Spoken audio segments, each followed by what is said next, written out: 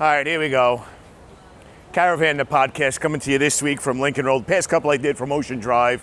Today, I'm here on Lincoln Road, which you never know what you're going to run into when you're on Lincoln. This is definitely one of the cool attractions here on Lincoln is the, I don't know, this was an art install during Art Basel like a year ago, and it's still here. It's pretty cool. You see the film crews over here. They're just breaking down their set. I don't know what they're checking here. It's pretty cool.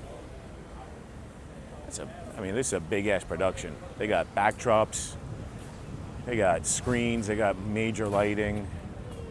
They got a lot going on here. This woman over here is doing her talking points. This is pretty cool.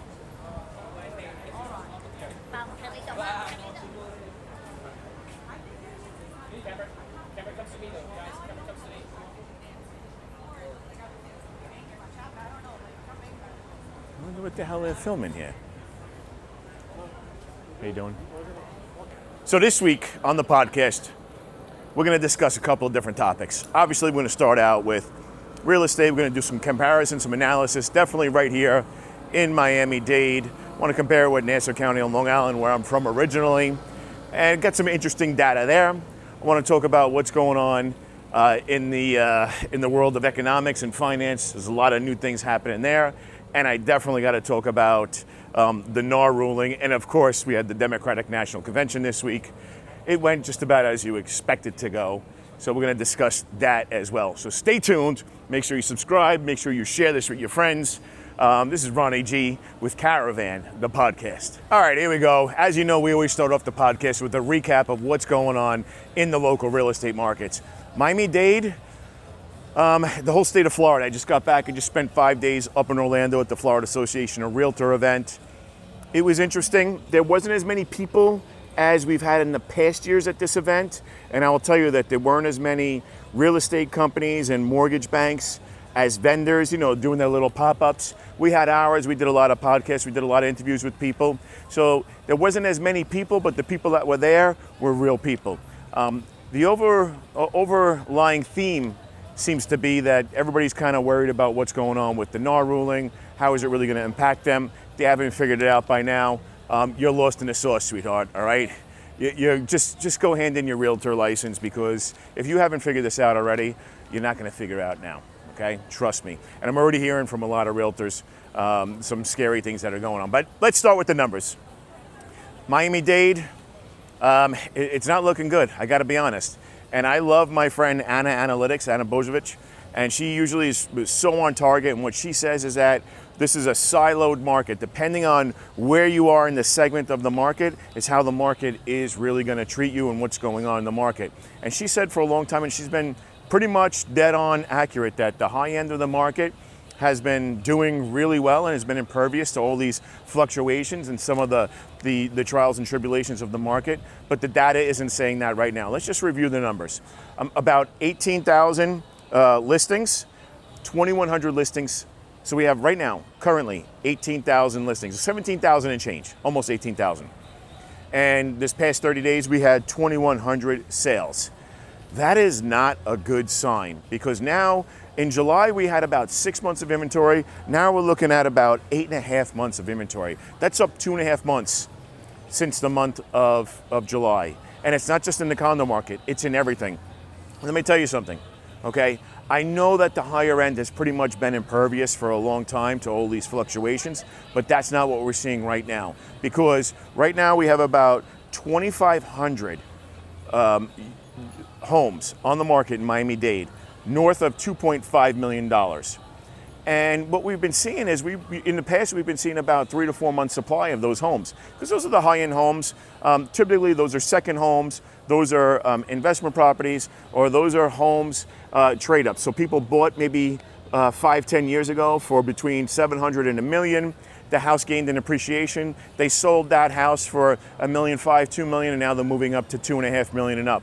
We're not seeing this right now. Only 126 units sold in the past 30 days above 2.5 million. So that's given us almost a 20-month supply in the high-end range. This is not a good equation for all of Miami. Again, we're at about 8.5 months supply overall. We're at 20 months supply north of 2.5 million, and Macondos, we're at about 15 months in supply. This is going the opposite direction of what a healthy market normally would go. Normally a healthy market's between 4 and 6 months, okay? We are way past that right now. I'm not saying to hit the panic button, but we're gonna start to see more price drops. Days on market's expanding. We're going to start to see more price drops to try to attract buyers. Stay tuned a little bit later on. We're going to talk about what's going on in the finance and the economy world. Maybe some things that are going to happen in the next couple of weeks will kind of grease the wheels on the real estate market. So stay tuned for that. But for now, we're done talking about Miami-Dade. Let's go and chat a little bit about what's going on in my hometown, Nassau County, Long Island. It's always fun talking about my my hometown, you know, Nassau County on Long Island. And you know, like Nassau County is a county that I come from. Same way if you live in Miami-Dade, maybe you live in Miami-Dade, but maybe you're from Kendall, maybe you're from Coral Gables, maybe you're from Miami Shores. I'm from Franklin Square, but what's going on in Franklin Square, we're really seeing in most of the other parts of the market in Nassau County. So I want to talk about Nassau County, and it's interesting to see how different the market is in Nassau County on Long Island, which is just 25 minutes or so, 30 minutes from Manhattan. In the Long Island Railroad. So let's discuss what's going on there. Very interesting data with the numbers. That market looks a whole hell of a lot healthier than what we see down here in Miami. Nassau County is a super healthy market right now, especially if you are looking to sell your property. Maybe not so much if you're looking to buy your property, but right now if you're looking to sell your property, super great market for you guys. Let's check out the numbers.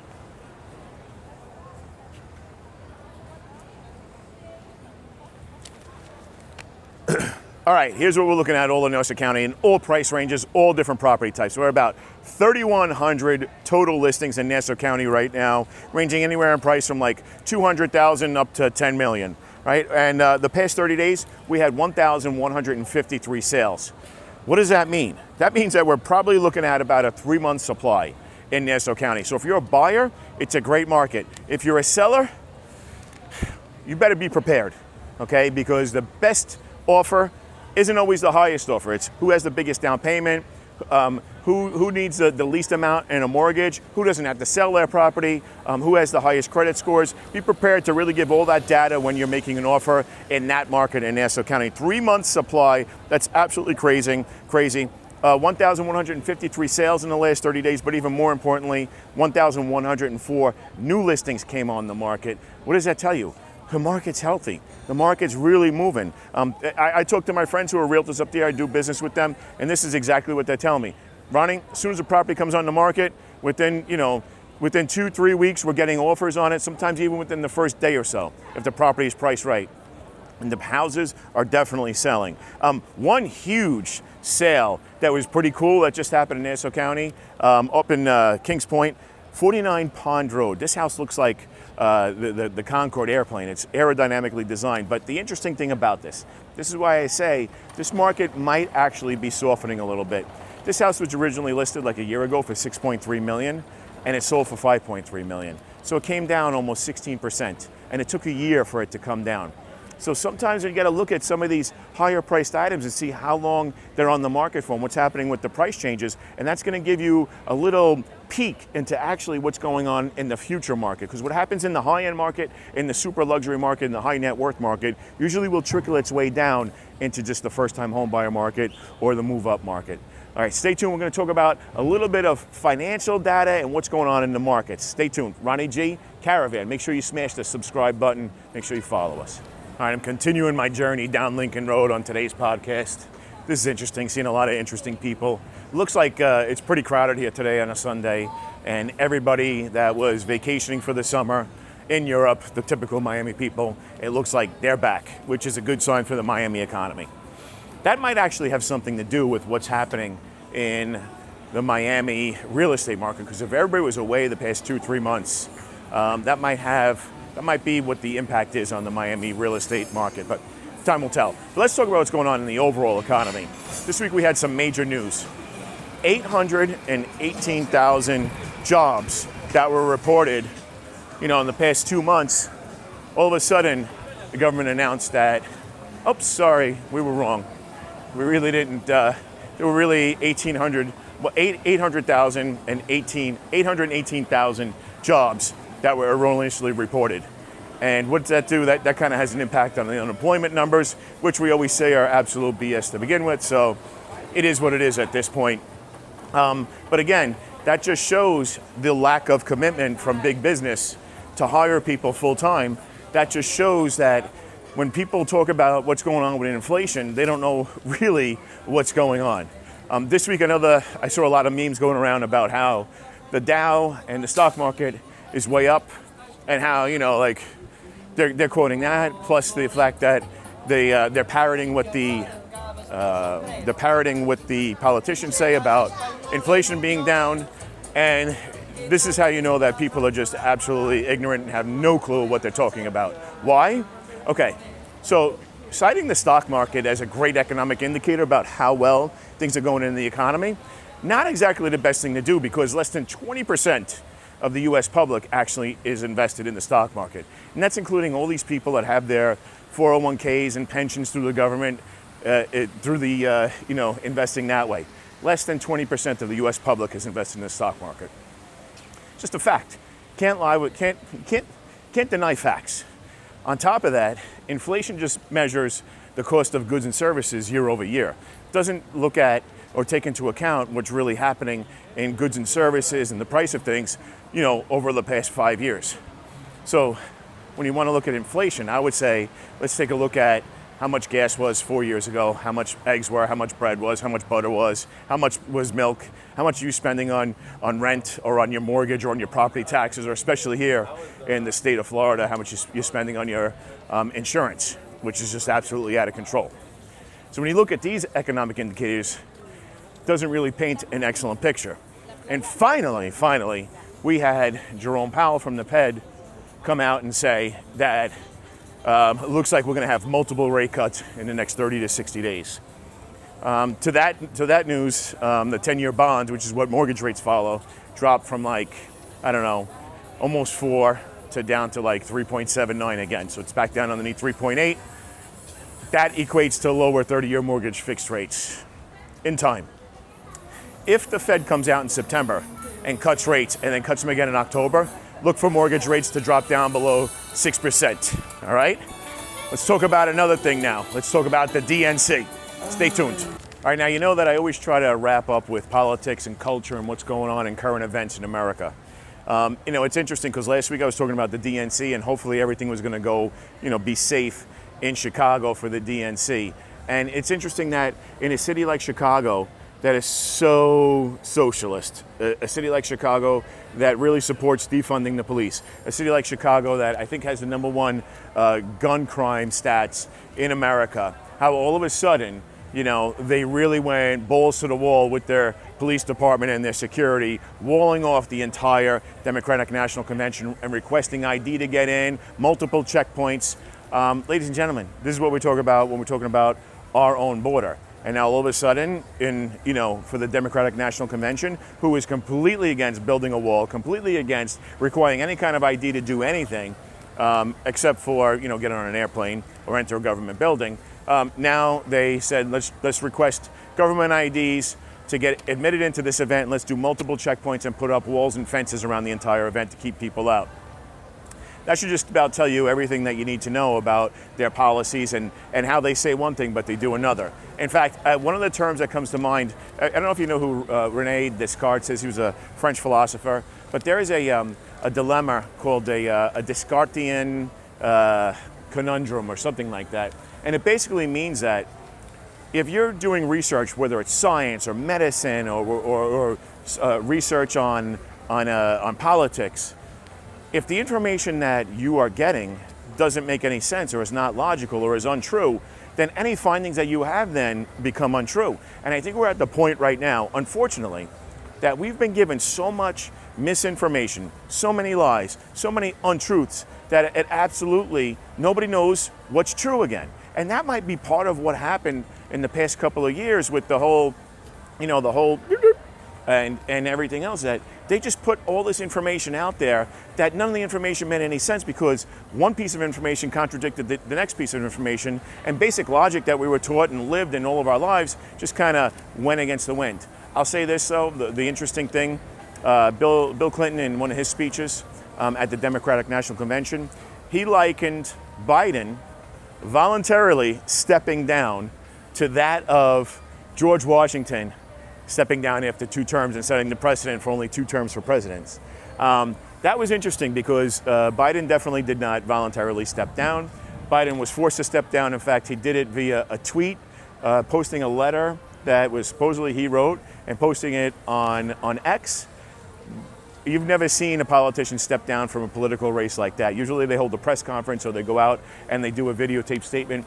He did it via a tweet or an X, a post on X, and we all know what the truth is. The truth is that Nancy Pelosi, that hag, that alcoholic, absolute wretched witch, and Kamala went to him and said, look, we're going to 25th Amendment you and get you out of office, and that's going to be your legacy, or step down right now, and then things are gone. In fact, the same way that they tried to assassinate Trump about a month and a half ago, I don't know if you know this, but when the following week or the week just prior to Biden stepping down, he had a severe medical emergency in Las Vegas where they had to shut down all the roads, shut down the airport, and they had to fly him back on the jet back to Bethesda Medical Center to get emergency medical treatment.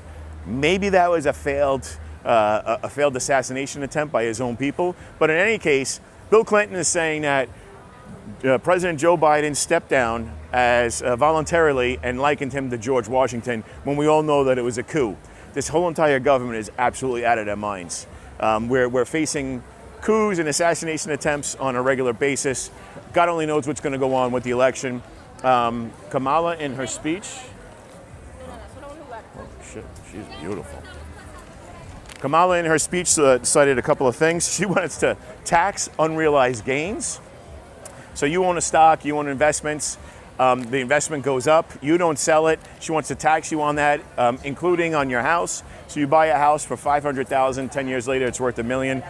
She wants that to be taxed even though you don't sell the property. This is absolutely bizarre. And then she says that she wants to give $25,000 for free out to anybody that's buying a house as a first-time home buyer. Where's that money coming from? We're already a couple of trillion in debt. This makes zero sense whatsoever. A couple of trillion, we're like 30 trillion in debt. It makes zero sense whatsoever. But it kind of reminds me of back in, I think, 2011, when they were given an $8,000 home buyer tax credit, and people were actually getting that back on their taxes. That helped to really spark the housing market, then help a lot of the markets really recover and come out of there of what they were experiencing. I think that was 2010. That really helped the housing markets recover. Although right now, giving away $25,000 to anybody that wants to buy a house might not be the best thing. She also says she wants to build homes. I don't know what's going on. Her policy doesn't make any sense. Somebody thinks that it makes sense, please put it in the comments. Let us know. Whatever she's saying, though, it just doesn't make any sense. And anybody that is in business and pays attention to it says, zero. This makes no sense. All right, time to wrap up this week's podcast. It's been fun. We talked about a lot of things. Please make sure that you smash the like button and subscribe. Let me know any comments. Let me know if you want me to talk about anything different outside of the housing markets and the economy and politics. Please make sure you share this with your friends. I'm Ronnie G. This is Caravan. I will see you next week on the next episode of Caravan.